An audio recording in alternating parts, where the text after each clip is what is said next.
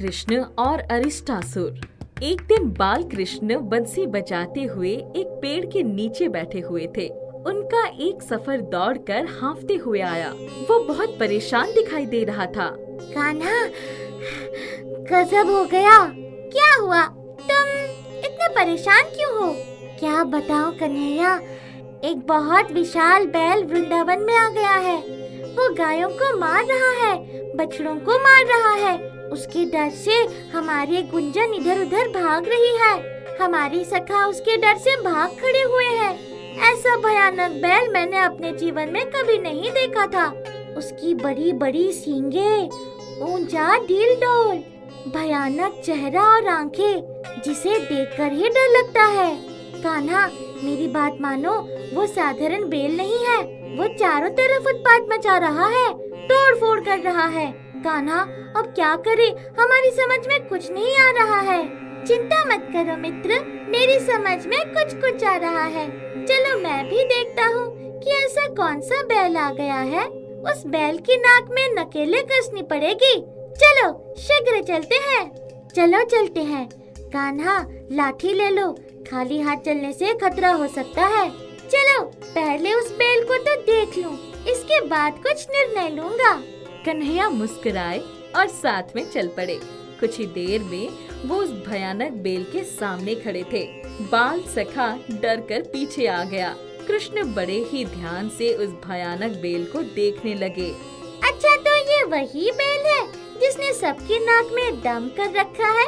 अब इसकी नाक में नकेल कसने का समय आ गया है। उस भयानक बैल ने कृष्ण को बड़े ध्यान से देखा। कान्हा समझ गए कि वो साधारण बैल नहीं था, बल्कि एक राक्षस था। कृष्ण को देखते ही उन्हें मारने के लिए उतावला हो उठा। कृष्ण, सावधान रहना। सखा, तुम दूर रहना। अब तो द्वंद्व युद्ध होगा। देखता हूँ उसकी सींगों में कितनी शक्ति है। जैसे ही कृष्ण को मारने के लिए विशाल बैल आगे आया, कान्हा ने डरने की बजाय उसकी दोनों सींगों को मजबूती से पकड़ लिया। बैल ने जोर लगाया तो कान्हा जानबूझकर पीछे हटने लगे। उनका बल साखा चिंतित हो गया। हे भगवान, ये बैल विशाल है। मेरे कान्हा की रक्षा कीजिए। मैं महसूस कर रहा हूँ ये बैल बहुत बलवान है। कन्हैया छोटा है, नादान है। बचा लो प्रभु। अपने बाल सखा की बात सुनकर कृष्ण मुस्कुराए। उनकी बाल सखा को क्या पता था कि वो जिस भगवान से प्रार्थना कर रहा है, वो स्वयं परमपिता परमेश्वर श्री कृष्ण ही उस बैल से लड़ रहे हैं। बाल कृष्ण ने सींग पर अपनी पकड़ मजबूत बनाई। वो तेजी से भयानक बैल को पीछे धकेलने में सफल होने लगे। वो बैल को पीछे करते चले गए। बाल सखा ये चमत्कार देखकर आश्चर्यचकित हो रहे थे। बैल ने अपनी सींग को छुड़ा लिया। वो थोड़ी देर के लिए रुक गया। वो फिर आगे बढ़ता तो कान्हा ने फिर से सींग पकड़ ली। इस बार पकड़ कुछ अधिक ही मजबूत थी। कृष्ण की ऐसी अद्भुत शक्ति को देखकर उनका मित्र ठगा सा रह गया। उस शक्तिशाली बैल ने अपनी पूरी शक्ति लगा दी, लेकिन कृष्ण के अपार शक्ति के सामने वो कमजोर पड़ गया। कृष्ण ने उसे उठाकर पटक कर धूल चटा दिया। अच्छी खासी पटखनी खाने के बाद उस बलशाली बैल ने अपनी हार मान ली। वो राक्षस बैल का शरीर छोड़कर अपने वास्तविक रूप में आ गया और कन्हैया के सामने नतमस्तक हो गया। प्रभु, मुझे क्षमा करें। मेरा नाम अरिष्टासुर है। मैं भगवान बृहस्पति का शिष्य था। मैंने बहुत सारा ज्ञान अर्जित किया। मेरे अंदर घमंड आ गया था। मैं अपने शिक्षक का सम्मान नहीं करता था। ये मेरी सबसे बड़ी गलती थी। उसी गलती की मुझे बहुत बड़ी कीमत चुकानी पड़ी। गुरु ने क्रोध में आकर मुझे बैल बन जाने का श्राप दे दिया। दानव बैल बनने के बाद कंस के कहने पर मैं आपको मारने के उद्देश्य में यहाँ आया था। हे प्रभु, अब मैंने आपको पहचान लिया है। मैं पुनः आपसे क्षमा मांगता हूँ। मुझे क्षमा कर दीजिए। प्रभु कृष्ण सदैव दयालु रहे हैं। उन्होंने अरिष्टासुर को क्षमा कर दिया। ये बात नारद ऋषि को मालूम पड़ गई। वे शीघ्र ही कंस के पास पहुँच गए।